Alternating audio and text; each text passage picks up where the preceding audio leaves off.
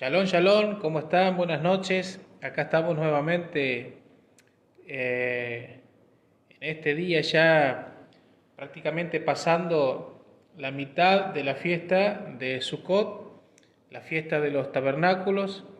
Estamos muy contentos, estamos muy alegres, regocijándonos porque el Eterno ha sido bueno, Él nos está acompañando, Él nos está guiando. Está bendiciéndonos y sobre todo con su presencia, ¿sí? Estamos pasando días hermosos donde Él sigue hablándonos, donde Él sigue despertando nuestro ser, nuestro espíritu para alinearnos a sus tiempos, y eso es muy importante.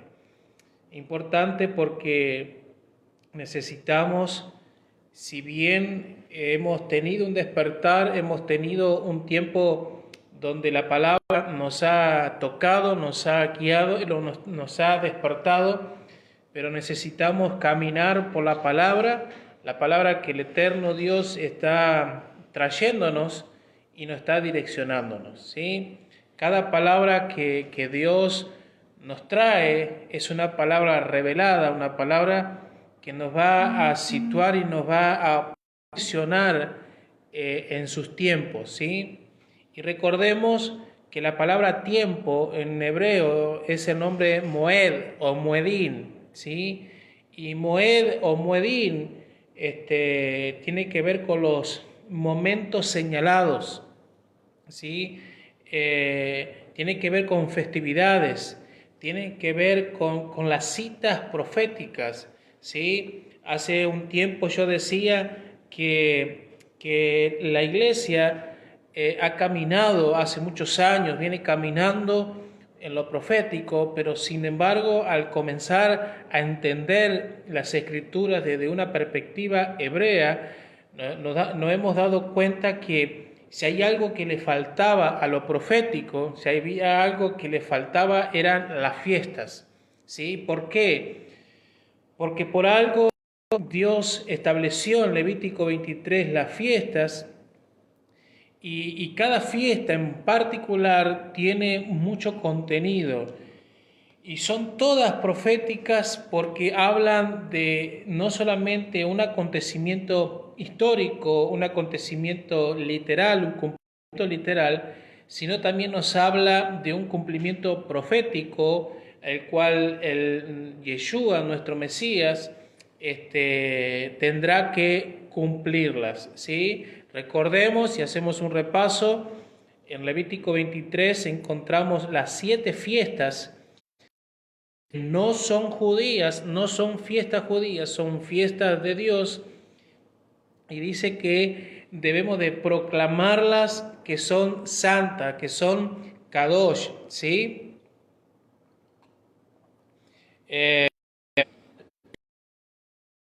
Entonces, para poder entender un poco, si había algo que le faltaba a la iglesia, al pueblo de Dios, era entender las fiestas, ¿sí? Entonces, las fiestas de Levítico 23 están separadas en dos partes. Las fiestas son conocidas como la fiesta de la primavera.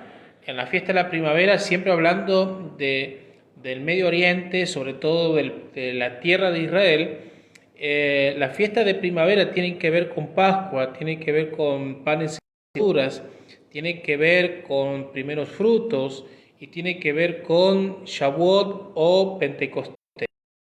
Son las primeras 4 fiestas que tienen que ver con la estación de la primavera. Ahora bien, en el otoño, para la tierra de Israel, las fiestas que están en el otoño comienzan con Yom Teruah o Rosh, le sigue Yom Kippur y luego termina con Sukkot, conocida como la fiesta de los tabernáculos, que es justamente la fiesta en la cual nos encontramos hoy. Recordemos que el viernes pasado, a la caída del sol, cuando comenzó el Shabbat, el día de reposo, también estábamos entrando al primer día de la convocatoria de tabernáculos. Entonces, le vuelvo a leer el texto para los que de repente se pueden conectar y en este video y no puedan entender un poco, pueden revisar los videos anteriores, desde el viernes sobre todo. Hemos venido hablando sobre esta fiesta de Levítico 23, llamada fiesta de Sucot o fiesta de tabernáculos, ¿sí? Entonces, por favor, para no quedarse un poco desconectados, revise esos videos y usted va a poder informarse de qué se trata, ¿sí? Pero le hago un repaso a Levítico 23, versículo 34, le leo el texto en hebreo. Dile a los hijos de Israel en el día 15 del mes séptimo, mes de la festividad de Sucot. Ahora bien, dice en el convocación Kadosh, una convocación santa, no hagan ningún tipo de trabajo ordinario. Por 7 días, la fiesta tiene 7 días, dice, por 7 días traerán una ofrenda hecha por fuego a Yahweh.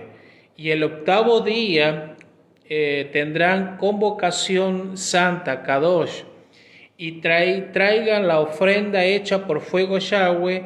Es día pública, no hagan ningún tipo de trabajo ordinario. Versículo 37 dice, estos son los moedín, estos son los tiempos, ¿sí? Estos son los tiempos. Por ejemplo, cada vez que, si yo le preguntara a usted qué son las estaciones usted me diría que son primavera, verano, otoño, invierno.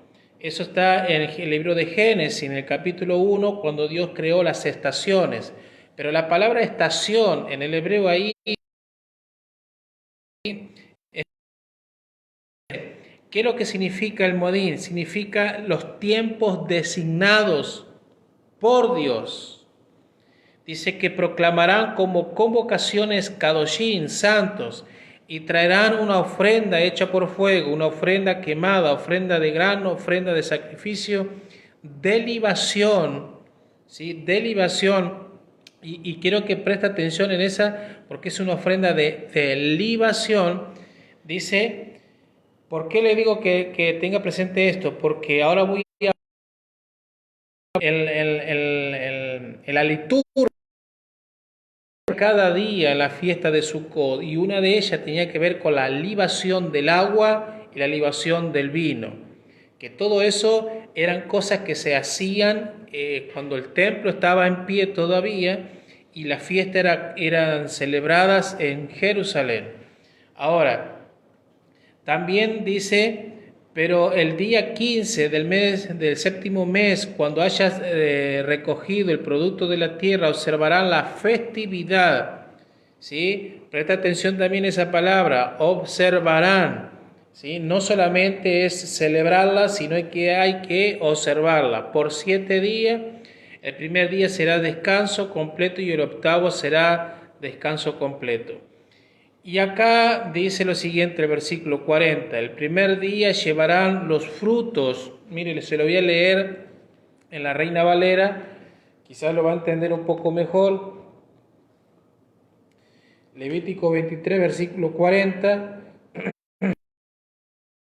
el primer día ramas con frutos del árbol hermoso, ramas de palmeras, ramas de árboles frondosos y de sauce de los arroyos, y se regocijarán delante de Yahweh vuestro Dios por 7 días. Sin embargo, en la versión Kadosh, la versión hebrea, dice, el primer día llevarán los frutos escogidos, ¿sí? Los frutos escogidos. No era cualquier fruto, había frutos escogidos. Dios no dijo que era cualquier rama, Él la detalló y él puso algo muy interesante. Ramas de palmeras, ramas, especies, sauces de río, y las celebrarán. Entonces, no era con cualquier rama, sino eran con ¿qué? Eran con los frutos que Dios había designado ya. Ahora bien, vuelvo a recapitular. Si usted no ha visto desde el viernes, puede poder informarse, ver los videos anteriores y ahí se van a poder entender un poco mejor. Entonces quiero continuar, voy a hacer una continuación de lo que he venido hablando. Entonces yo quiero hablar en esta noche de algunos puntos que tienen que ver con esta festividad. Entonces, ¿qué es lo que representan estas 4 especies? ¿Sí? Porque la Biblia es clara y dice que eran 4 especies, el cual tenía que el primer día habría que presentar, se lo vuelvo a leer, el primer día ramas con frutos, ramas de palmera, ramas de árboles hermosos, de sauce, ¿sí? ¿Qué es lo que se hacía? Se tomaban las 4 especies, las 4 ramas, se la unía y había una que era electro parecido. Entonces, ¿qué es lo que se hacía? Se agitaba, ¿sí? 4 puntos. Bueno, ahora más adelante voy a hablar un poquito más de eso. Entonces, primeramente, ¿por qué el Eterno, por qué Dios nos pide que cada día de la festividad, por 7 días, nosotros agitemos las 4 especies? ¿Por qué Dios nos pide en esta festividad, que por cierto, que en esta festividad se pueda agitar lo que llamaría la lula y el etrog, ¿sí? Las ramas juntas, porque tienen un contenido profético. No es que de repente se lo puede ver, se lo puede hacer simplemente por hacer, sino que es un mandamiento. ¿Por qué Dios pide este mandamiento? Porque tiene un contenido profético de lo que significa, ¿sí? Esta cosa. Entonces, ¿qué es lo que representa cada una de estas ramas o de estos frutos? Por ejemplo, los árboles hace la referencia que cada árbol de donde se toma el fruto, cada árbol representa ¿qué? Representa una persona, ¿sí? Representa una persona. Ahora bien, número uno, tenemos el troc. El etrog, ¿qué es? Es un citro muy parecido al limón. Lástima que no tengo aquí, hermano. Pero es un citro. El fruto, cuando usted lo ve, dice que es hermoso, es precioso. Usted lo puede tener en sus manos. Y acá, por ejemplo, en esta zona no se da.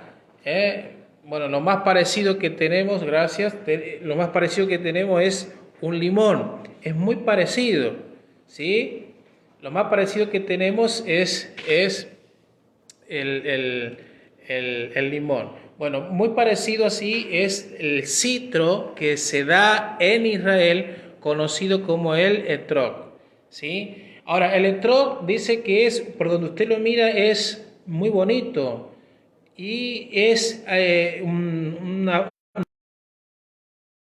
que huele bien, tiene buen aroma, es un aroma muy, muy atractivo, ¿sí? No solamente que huele bien, sino que su sabor, dice que cuando usted lo come es un sabor muy, muy agradable, muy dulce. No solamente huele bien, sino que también tiene un buen sabor. Entonces, el etrog, que es un fruto de las 4 especies, no solamente se ve bien, sino que también huele bien y también tiene un buen sabor. Bien, ahora bien, ¿qué es lo que representa? Si cada especie representa a una persona, ¿qué clase de persona representa el etrog? Bueno, aquí le vamos a dar la interpretación. La persona que representa que representa el etrog es la persona que estudia Torá. Es una persona que no solamente estudia la Torá, sino que también la medita, estudia. No solamente que estudia Torá, medita la Torá, sino que también la pone por obra, pone en práctica. ¿Sí? ¿Se entiende hasta ahí? No solamente la persona que representa el etrog, no solamente estudia Torá y la pone por obra. ¿Sí? Ahora bien, lo segundo que tenemos es es lo que se le llamaría la lula o la palmera, ¿sí? Es la palmera, que es conocida como el fruto que da es el dátil, ¿sí? No sé si tienen por ahí el dátil. Nosotros pudimos conseguir aquí el fruto, el dátil. La asistente no está.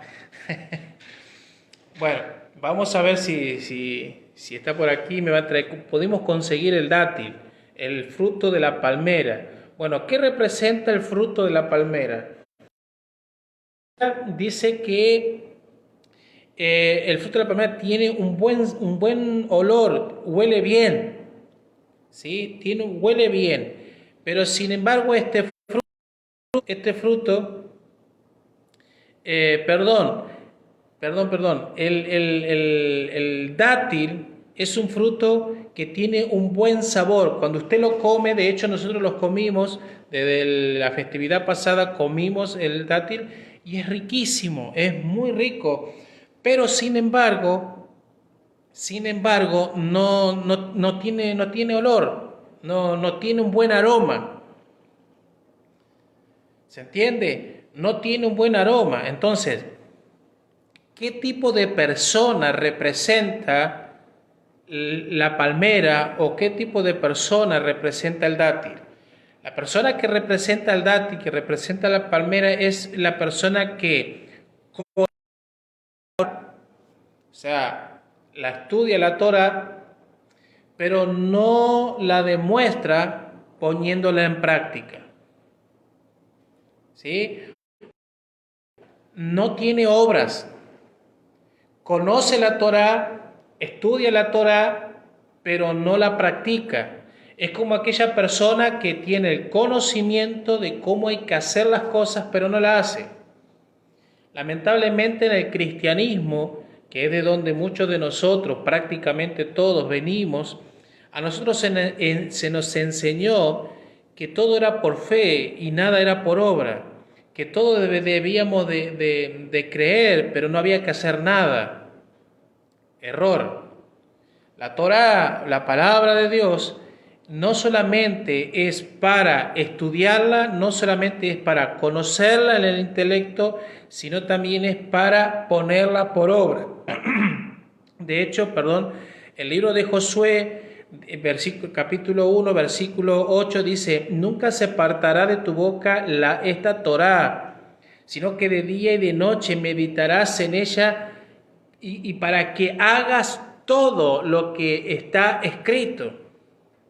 ¿Se entiende? Entonces, la rama de palmera, el fruto del dátil, es que tiene un buen sabor, ¿sí? Estudia Torah, pero no la practica.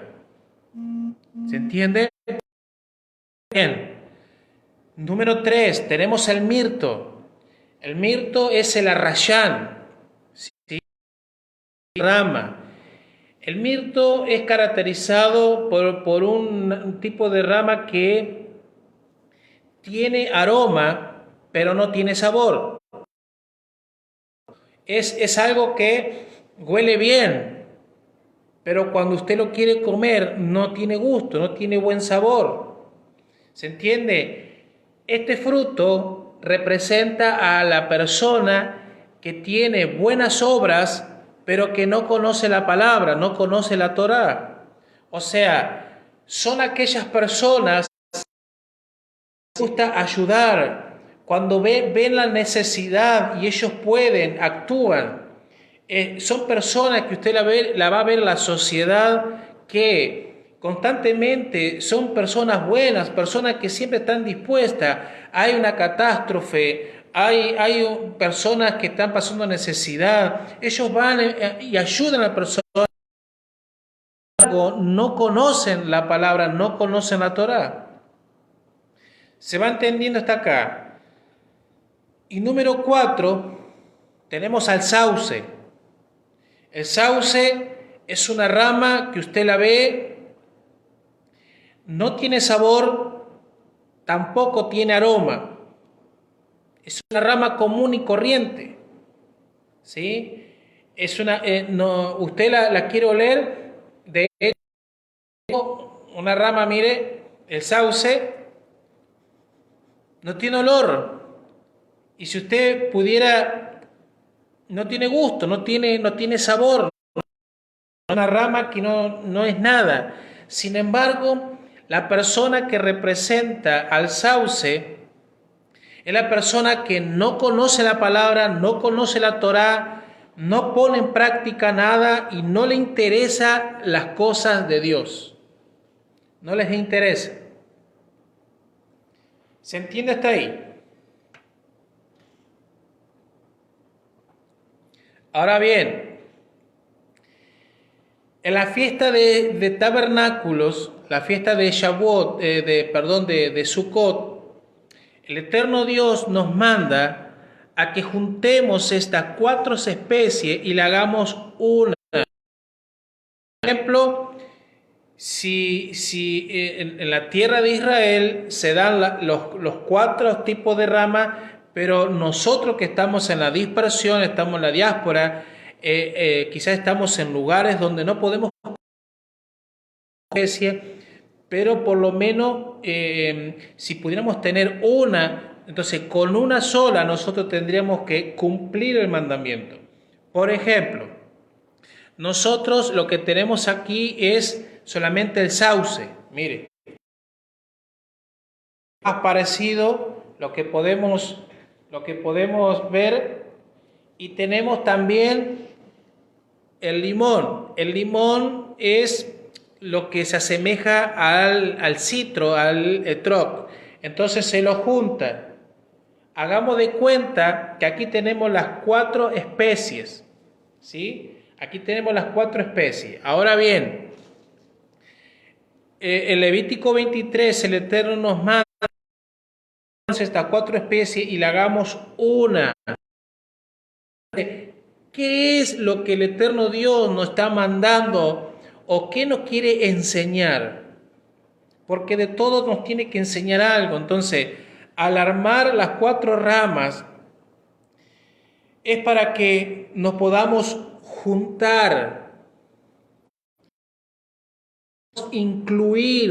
podamos incluir, no solamente estar nosotros, sino poder incluir a otros. Es para que cuando estamos juntos podamos ministrar unos a otros. Que no solamente aquel citro que estudia Torah, que medita Torah y la pone en práctica, que huele bien, tiene un buen sabor, quedarse con que es la persona perfecta. No. Hay que comenzar a incluir a otros que aunque parezcan la rama de sauce, que no tengan olor, que no huelan bien, tengan mal sabor y no tengan las características, Dios nos manda que también la traigamos y la incluyamos en el mismo. ¿Se entiende? Entonces, esto nos habla que el Eterno no hace excepción de personas. Dios no hace excepción de personas. Él tiene, lo que Dios nos está hablando en la festividad de Sukkot, es que Él en Sukkot a todo tipo de persona y colocarla en sus manos.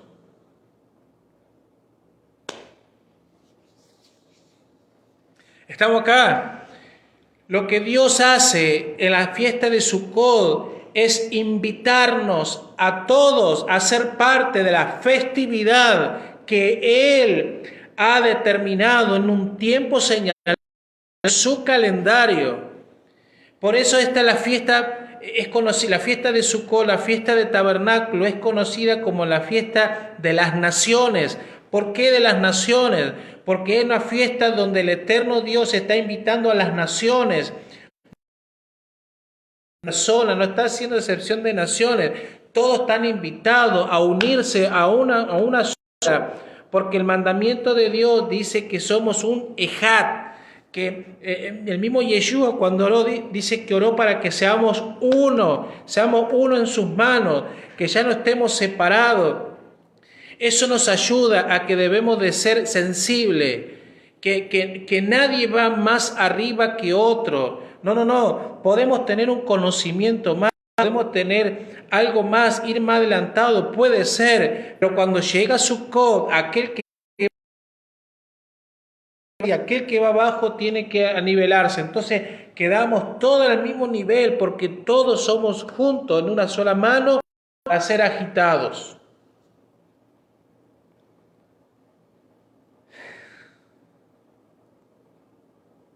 Estamos acá. Lo que hace con estas 4 especies es agitarla hacia los 4 puntos de la tierra. Usted, por ejemplo, usted tiene que identificar dónde está el este, dónde está el oeste, dónde está el norte y dónde está el sur. Es muy importante, si usted está caminando en las raíces, está entendiendo, está caminando en el contexto de las raíces hebreas, es muy importante que usted sepa dónde está el este y dónde está el oeste, dónde está el norte y dónde está el sur, porque la palabra dice que el eterno Dios en los últimos días va a traernos del este, del oeste, del norte y del sur. Entonces, ¿por qué Dios nos pide que juntemos las especies y las agitemos? Y escuche bien esto, cada día, cuando llega la festividad de Sukkot, cada día lo que nosotros hacemos es comenzar a agitar la lula y el etrog primeramente hacia el este. Y las agitamos, luego hacia el oeste, después hacia el norte y luego hacia el sur. ¿Por qué? ¿Por qué Dios nos manda que agitemos a los 4 puntos cardinales? ¿Por qué? Porque cuando estamos agitando, el movimiento genera un viento. Y el viento en hebreo es el Ruach, es el espíritu. Entonces lo que estamos haciendo en una fiesta de Sukkot, de tabernáculo, como la que estamos viviendo hoy, es que cada vez que agitamos eso estamos profetizando. Nos estamos uniendo al Ruach, nos estamos uniendo al Espíritu de Dios para comenzar a llamar a las naciones, comenzar a los que están en el sur, están en el norte, los que están en el este, en el oeste. Estamos profetizando juntamente con el Espíritu de Dios para comenzar a llamar a las ovejas perdidas de la casa de Israel, comenzar a llamar a la casa de Judá, comenzar a llamar a las naciones, porque es el momento de volver. Estábamos perdidos, pero el Espíritu nos llamó, nos tocó, el Dios eterno nos tocó. Y hoy estamos volviendo, entonces eso es lo que estamos haciendo con esto. Cuando usted hace esto, usted se está uniendo al Espíritu para llamar a los 4 puntos de la tierra, al remanente. Entonces esto está relacionado también, eso está relacionado con la parábola del sembrador. Estamos acá. Eso es lo que representa las 4 especies. Ahora, dentro de la liturgia de la celebración de Sukkot, había momentos donde había una celebración, donde había un derramamiento de agua. Dentro de la festividad de Sukkot había un momento donde había el agua y el vino. ¿Se entiende? O sea, el regocijo, lo que significa la celebración del derramamiento del agua, significa el regocijo de la casa del derramamiento. Es una ceremonia que se fue incorporando en los servicios del templo, si bien no se menciona en la misma Torá, sino que se explica en el Midrash o en los escritos de los sabios o la tradición oral del pueblo de Israel. No está escrito, pero el pueblo fue tomando esta celebración del libamiento de agua y del libamiento del vino en la fiesta de Sukkot. Entonces, el derramamiento de agua era parte de la celebración ordenada en Sukkot. O sea, en ninguna otra fiesta se le ordenaba al pueblo a regocijarse tanto como en Sukkot. En ninguna otra fiesta se le ordenaba al pueblo que tenía que estar regocijado, solamente en Sukkot. O sea, por eso es conocida la fiesta como la época del regocijo. Por ejemplo, la fiesta de Pesach es conocida como la liberación. La fiesta de Shavuot es conocida como la entrega de la Torá o el derramamiento del Espíritu Santo, pero también la fiesta de Sukkot es conocida como el gran regocijo y tiene que ver con el derramamiento de agua. Por ejemplo, la tradición escrita, oral del pueblo de Israel, está escrito que este ritual era una celebración muy colorida, muy alegre, muy festiva, muy conocida, como el regocijo de la casa de la fuente del agua. ¿Sí? Esta ceremonia se celebraba todos los días, excepto el primer día. Que la libación del agua y del vino se hacía, pero sin embargo el primer día no. Talmud dice, aquel que no ha presenciado el regocijo, que vive en el lugar de la fuente del agua, nunca ha presenciado el regocijo de la vida.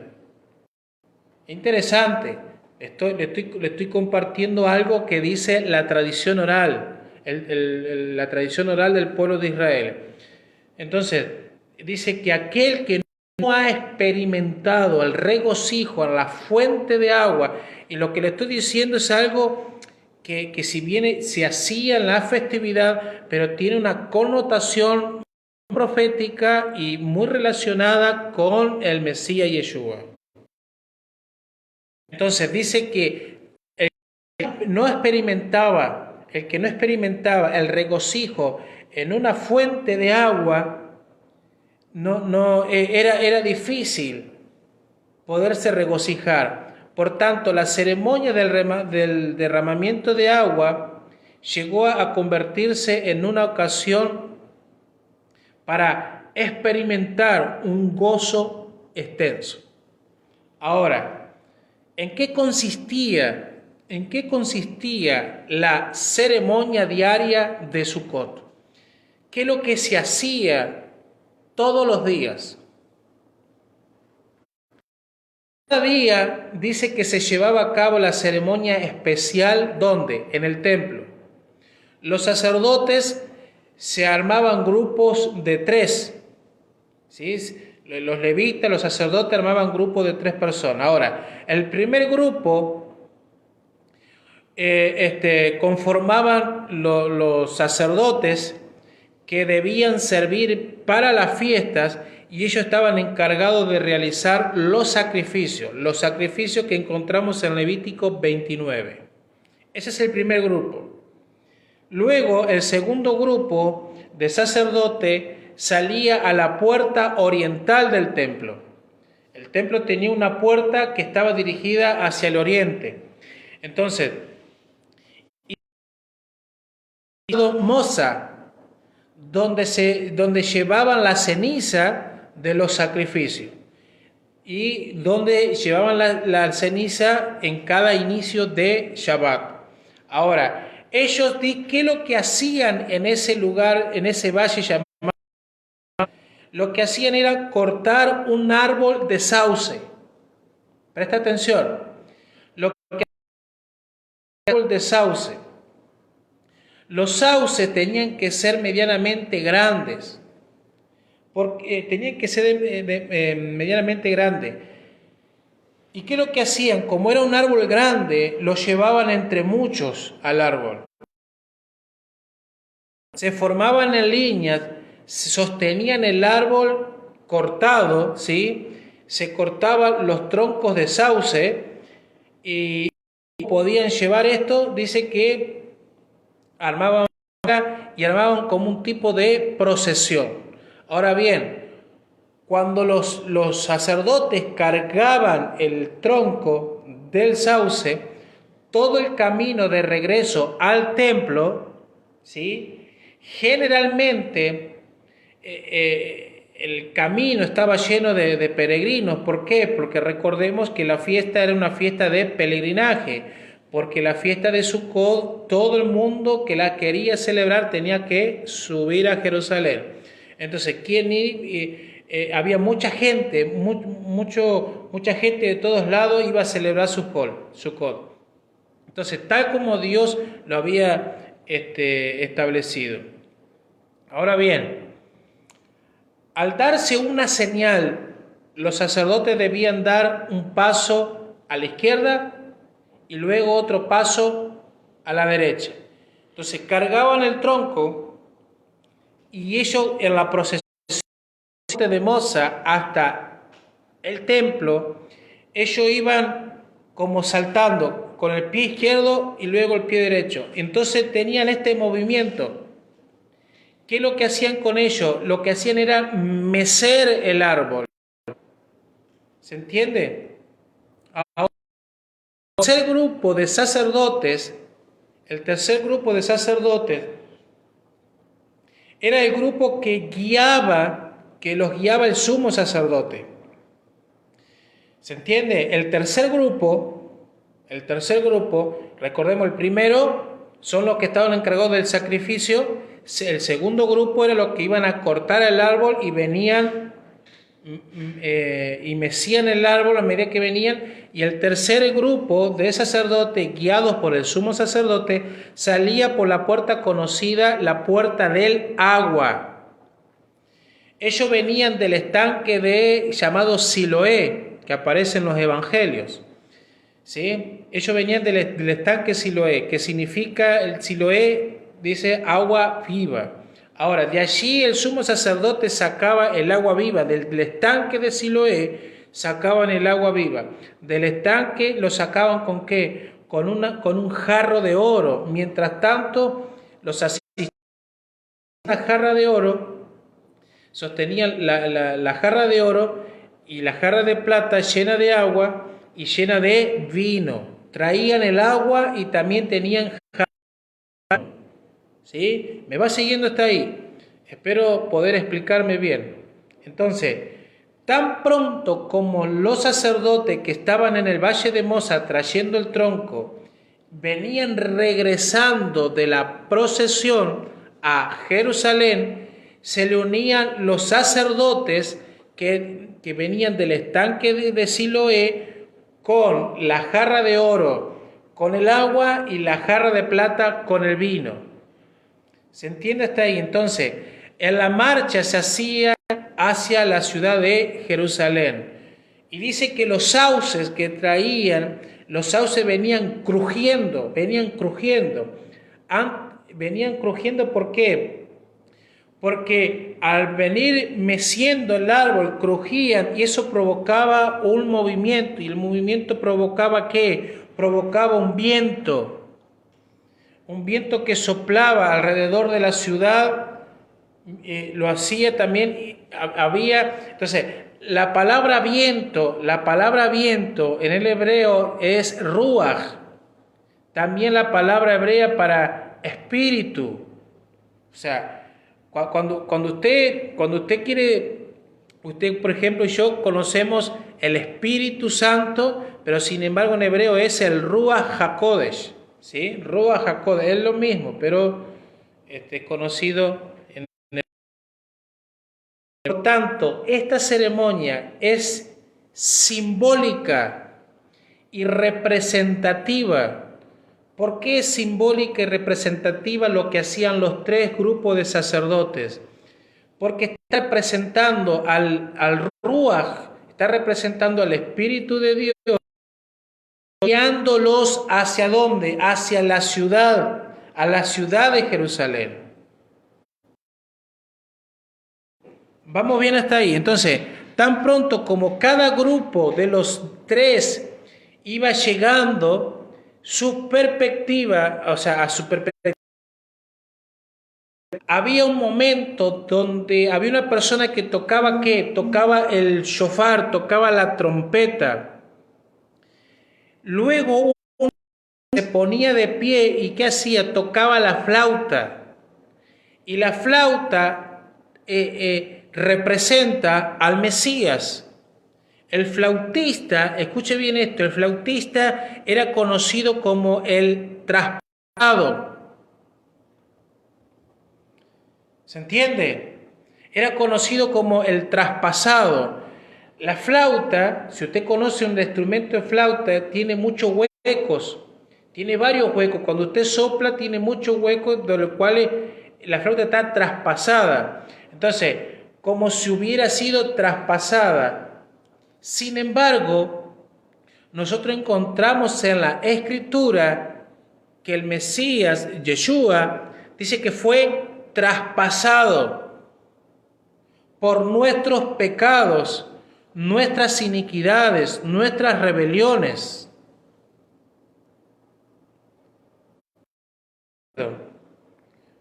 Entonces, Yeshua fue traspasado. ¿Cuándo? Cuando fue crucificado. El flautista, luego de haber escuchado la señal del shofar, el que fue traspasado, el flautista, lo que está haciendo es llamar al viento y al agua para que entren ¿a dónde? Al templo.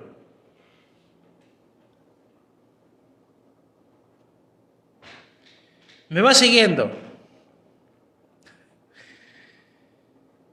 Es muy interesante conocer esto porque nos abre la mente el contexto el contexto del trasfondo que hay en la fiesta de Sukkot para poder entender lo que hizo y lo que Yeshua hará cuando Él regrese por segunda vez. Entonces el flautista, que es el que traspasaron, Yeshua, ¿qué es lo que hace? Está llamando al viento que está provocado por el que está meciendo a los grupos. ¿Para qué? Para entrar ¿a dónde? A la santa ciudad, a la Jerusalén, específicamente al templo. Los sacerdotes que provenían, dice que llegaban al templo con los sauces crujiendo. Los sacerdotes encargados de matar a los animales suben entonces los palos donde al altar para comenzar ¿qué? Los sacrificios. Mire qué interesante, mire qué interesante. El sumo sacerdote y sus asistentes dice que subían al altar mientras que todo el pueblo de Israel estaba todo congregado en los atrios del templo. El pueblo comenzaba a entonar un cántico, y era el cántico de Miriam, el cántico de la hermana de Moisés, y el cántico decía: con gozo sacaremos el agua del pozo de la salvación.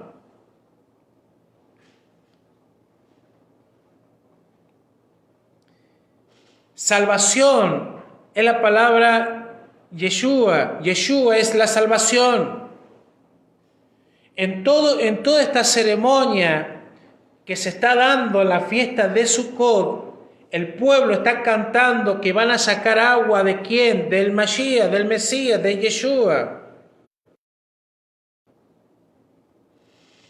Dice que el sumo sacerdote tomaba la jarra y comenzaba a derramar el contenido en las 4 esquinas del altar. En el altar hay 2 recipientes. Del altar hay 2 recipientes. Cada uno contiene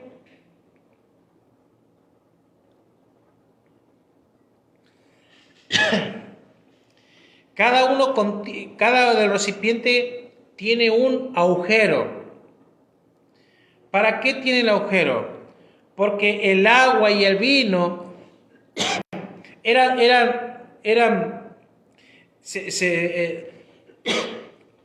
perdón, estoy medio ahogado.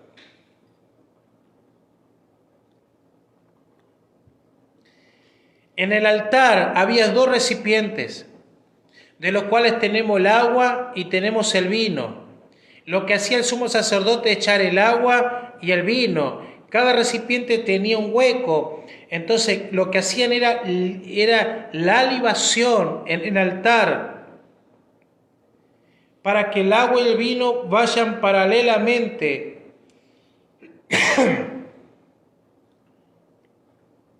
Lo que hacían el sacerdote era colocar el palo de sauce alrededor del altar, construyendo así que lo que hacían con el palo de sauce, construir una sucá.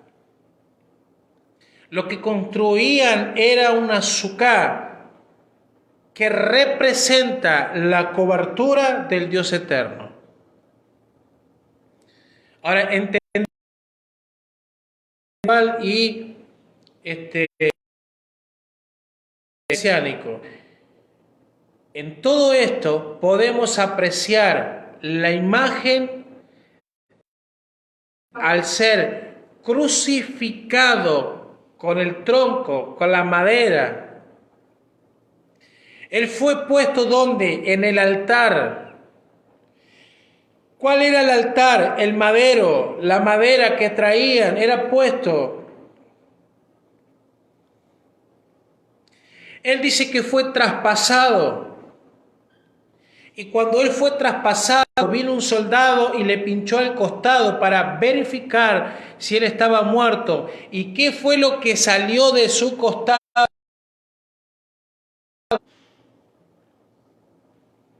Cuando y pone su lanza en su costado, automáticamente lo que sale de su cuerpo fue agua y sangre. Del altar, el sumo sacerdote echaba el agua y el vino para que se libe. Y lo que salía del costado del cuerpo de Yeshua era agua y sangre. En las Escrituras, el vino representa el matrimonio, el vino representa la sangre, el vino representa el pacto, representa el gozo, representa al Mesías. Los sacerdotes llevaron sauces al altar y los colocaron parados al lado del altar, formando así un dosel matrimonial, formando una jupá. El sumo sacerdote tomaba la copa de oro y la derramaba sobre el altar. El asistente del sumo sacerdote tomaba la copa de plata y ¿qué es lo que hacía? Derramaba el vino sobre el altar. Cuando Yeshua fue crucificado en el madero, hubo un tipo de altar, su costado fue traspasado y de su costado salió agua y salió sangre. ¿Se entiende? Estamos bien hasta acá. En el tiempo de Yeshua, la fiesta de Sukkot, Yeshua la tomaba para predicar. De hecho, en Juan creo que dice que en el último gran día de la fiesta, mañana a caer el sol, es el último día séptimo. Es el día séptimo, el último gran día de la fiesta. En el último gran día de la fiesta es cuando Yeshua se paró en pie y viendo la fuente de agua, el que se iba a libar, se iba a derramar, a esa fuente se le llamaba agua viva. Entonces Yeshua en la fiesta de Sukkot, en el último gran día de la fiesta, Él se pone en pie y dice: el que tenga sed, venga a mí y beba, porque de su interior correrán ríos de agua viva.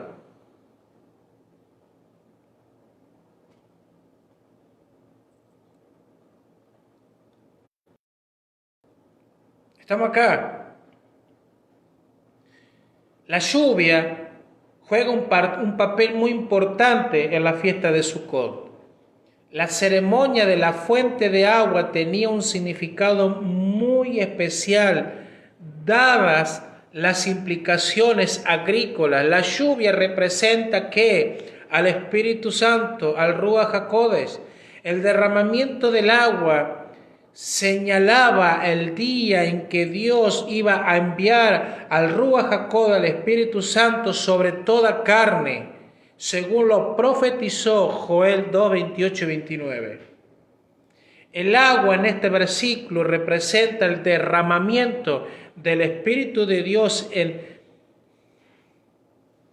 lo que está significando que el último día, el séptimo día, el último día de la fiesta, que estamos ya mañana a entrar al último día de la fiesta, donde se hace esto. Bueno, hoy no tenemos templo, no lo podemos hacer, pero proféticamente lo que sucederá es que habrá un derramamiento del Ruach HaKodesh, del Espíritu Santo, sobre toda carne, sobre aquellos que están celebrando la fiesta de Sukkot.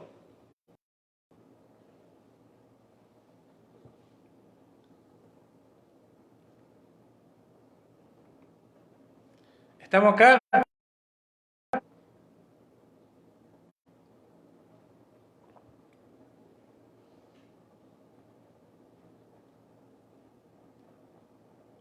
A causa de este derramamiento del Espíritu Santo, según lo que está escrito en Joel, dice: sacaréis con gozo aguas de la fuente de salvación. Isaías 12, Isaías 3, a causa de lo que se hacía en el templo, con esta libación de agua, de la fuente de agua, el profeta Isaías dice: sacaréis con gozo, Sukkot, aguas de la fuente de salvación. Yeshua dice, y puesto en pie dijo: el que tenga sed, venga a mí, beba, porque de su interior correrán ríos de agua viva.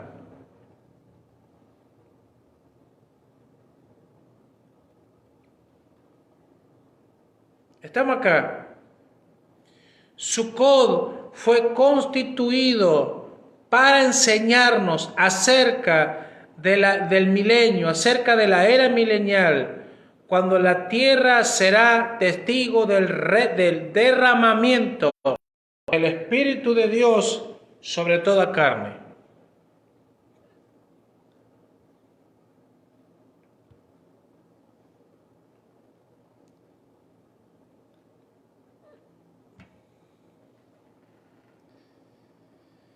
¿Estamos acá?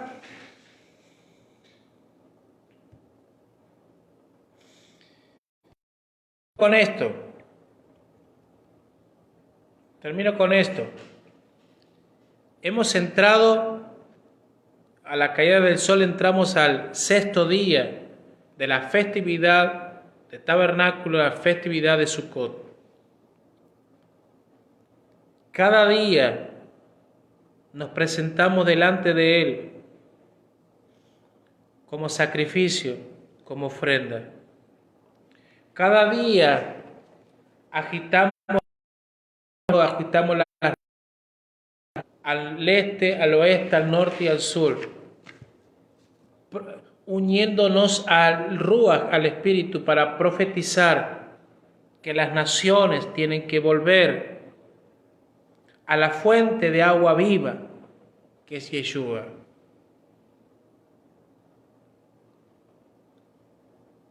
Hemos entrado al sexto día. Mañana, por favor, mañana, cuando caiga el sol, estaremos entrando al último gran día de la fiesta.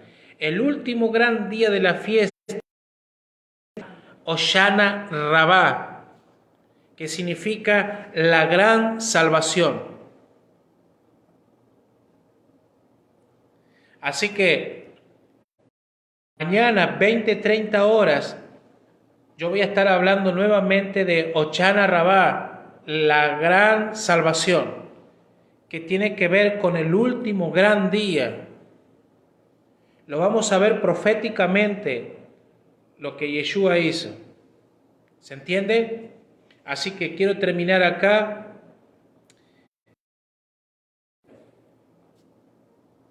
Recordarles mañana 20-30 horas voy a estar hablando sobre Hoshana Rabbah, la gran salvación, Yeshua, nuestro Mesías. Y vamos a ver algunas cosas muy importantes. Recordemos que esta festividad son 7 días, pero se le agrega un día más que es el octavo, y el octavo es Shabbat. Shabbat del octavo día también cae el mismo día del Shabbat semanal. O sea, cuando estemos entrando a Shabbat, no solamente estaremos celebrando el Shabbat semanal, sino también estaremos celebrando el Shabbat del octavo día de la festividad de Sukkot. El octavo día tiene que ver con Shemini Atzeret, ¿sí? Shemini Atzeret. Y luego el noveno día es conocido también como Simchat Torah, el regocijo de la Torah. Recordemos también que en el ciclo anual de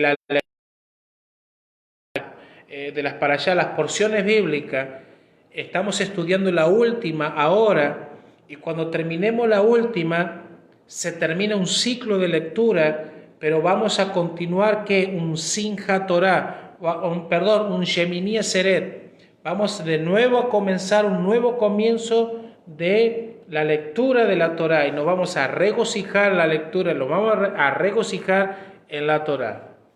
Así que no se lo pierda, porque mañana voy a estar hablando de lo que significa el último día, Hoshana Rabbah. El viernes, voy a ver si puedo, si no el sábado de la mañana, vamos a estar hablando de Shemini Atzeret, lo que significa Shemini Atzeret. ¿Por qué Shemini Atzeret? Porque Shemini Atzeret es el octavo, es el día que se agregó, es el día, porque las fiestas son 7 días, pero la Biblia dice que el octavo día será Shabbat. ¿Por qué? Porque muchos concuerdan en lo mismo, que dice que cuando se celebró la fiesta de Sukkot, fue tanta la alegría, tanto el gozo, fue tanta el regocijo, que el Dios eterno estaba tan contento con la fiesta, que Él decidió agregar un día más, porque no quería que se terminara.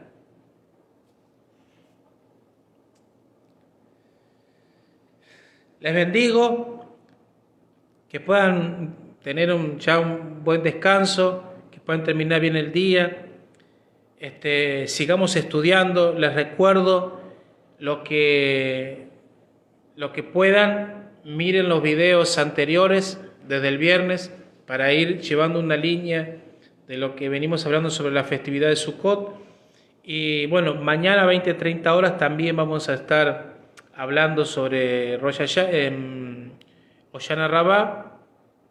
Y bueno, les bendigo, que puedan disfrutar la festividad. Hemos entrado, si usted tiene la lula o una rama, tiene el limón o algo que tenga, agítelo, porque usted se va a estar alineando al Espíritu de Dios, profetizando para que muchos regresen. Así que los bendigo, muchas gracias por estar, ¿sí? Y bueno, shalom para todos.